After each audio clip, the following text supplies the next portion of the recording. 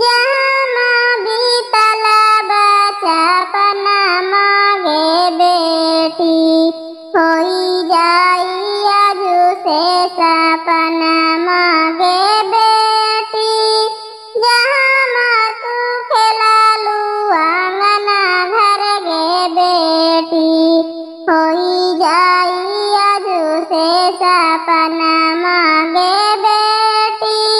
पापा के रोवल का बेटी गंगा बही जाई है गे, अम्मा के रोवल का जमुना धारावा गे बेटी।